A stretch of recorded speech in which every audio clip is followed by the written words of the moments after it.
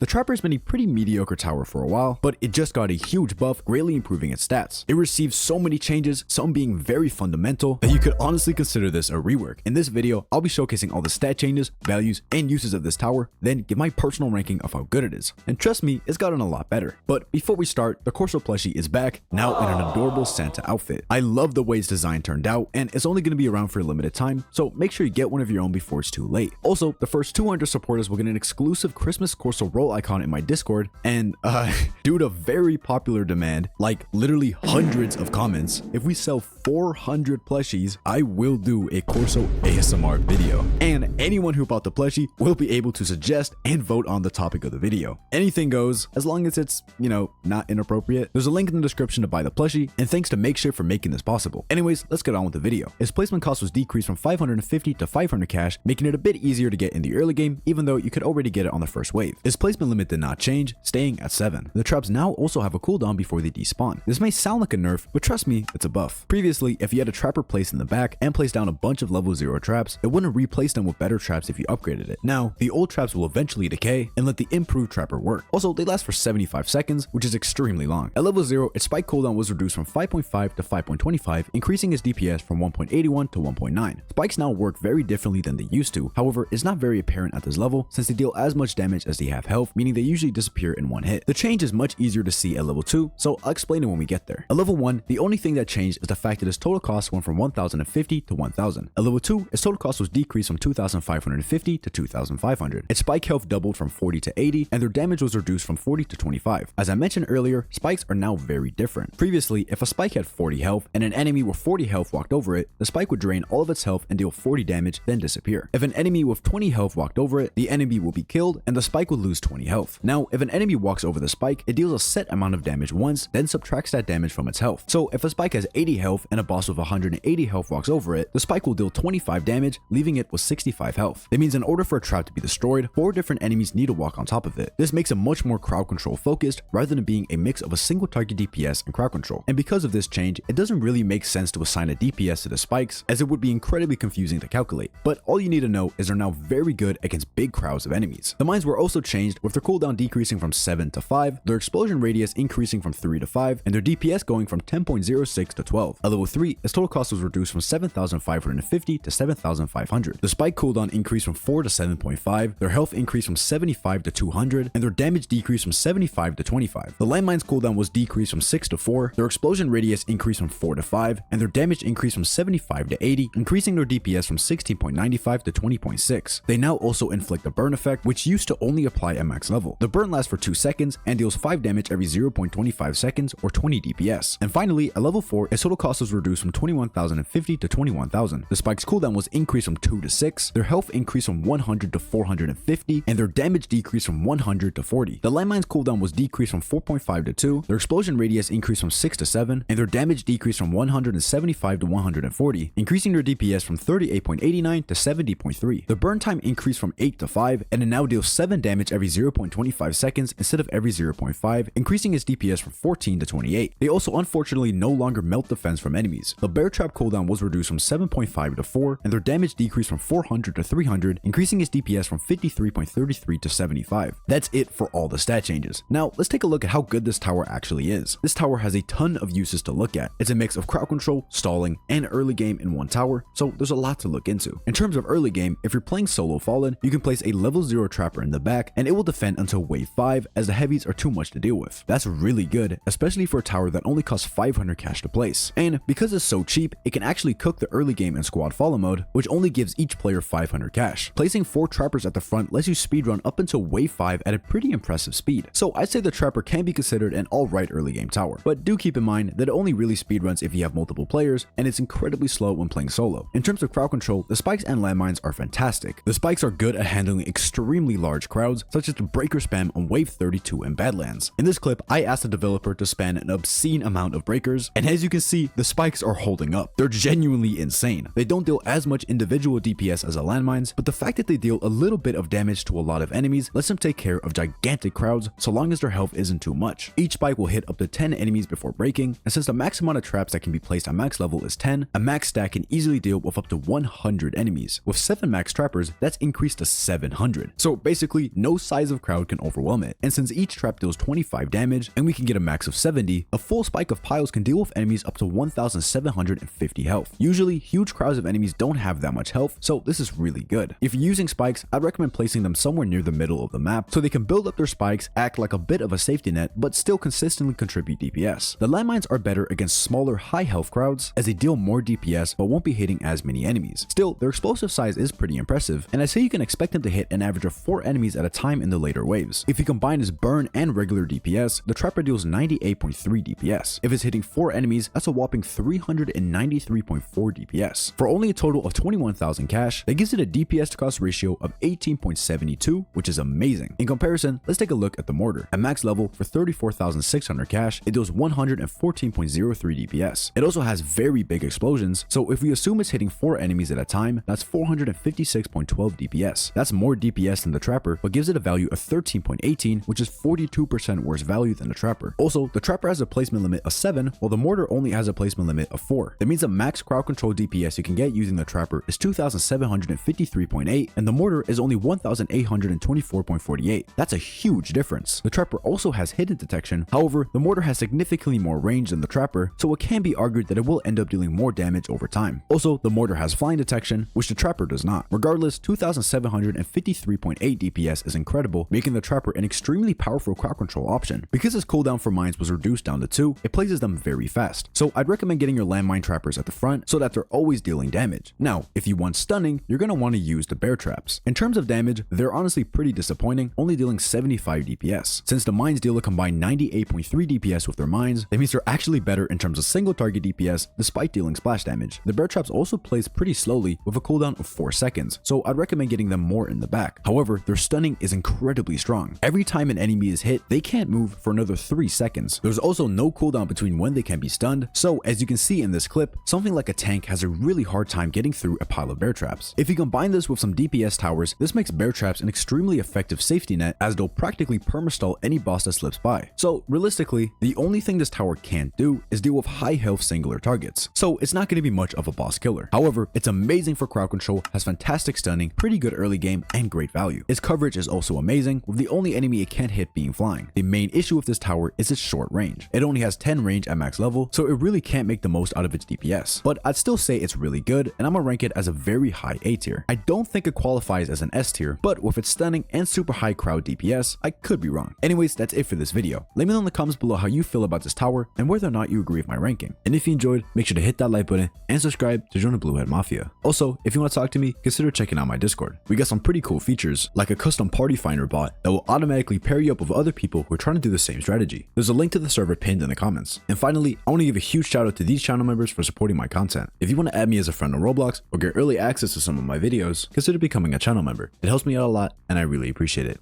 Anyways, that's it for this video, and I'll see you guys in the next one.